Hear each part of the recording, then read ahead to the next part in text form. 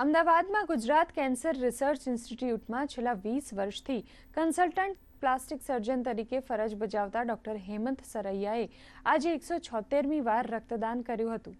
તેઓ વિશ્વના એવા પ્રથમ પ્લાસ્ટિક સર્જન છે જેમણે 176મી વાર રક્તદાન કર્યું હોય।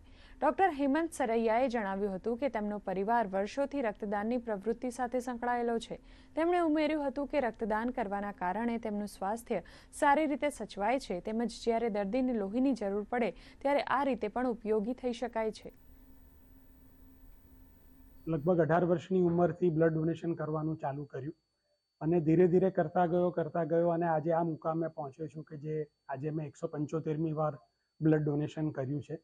અને આપને જણાવતા આનંદ થાય છે કે હું દુનિયાનો પહેલો એવો પ્લાસ્ટિક સર્જન છું કે જેણે 175 વાર બ્લડ ડોનેશન કર્યું છે, એટલે જેનું મને બહુ આનંદ છે અને બહુ ગૌરવ છે।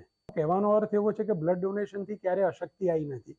અત્યારે પણ હું રોજ 12 થી 14 કલાક કામ કરું છું અને અત્યારે નવા રિસર્ચ પ્રમાણે એક સાયન્ટિસ્ટે એવું શોધી કાઢ્યું છે કે જે લોકો રેગ્યુલર બ્લડ ડોનેશન કરે છે એ લોકોને હાર્ટ એટેકનું પ્રમાણ ઘણું ઓછું હોય છે।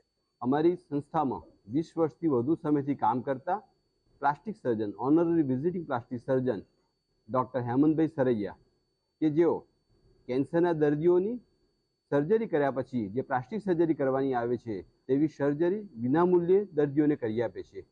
તેની સાથે સાથે તે દર્દીઓને કામમાં આવે તે માટે રેગ્યુલર બ્લડ ડોનેશન પણ કરે છે।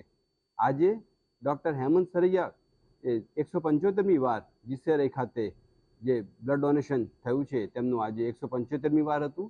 તેના માટે આ એક વિશિષ્ટ પ્રસંગ અમારા માટે હતો।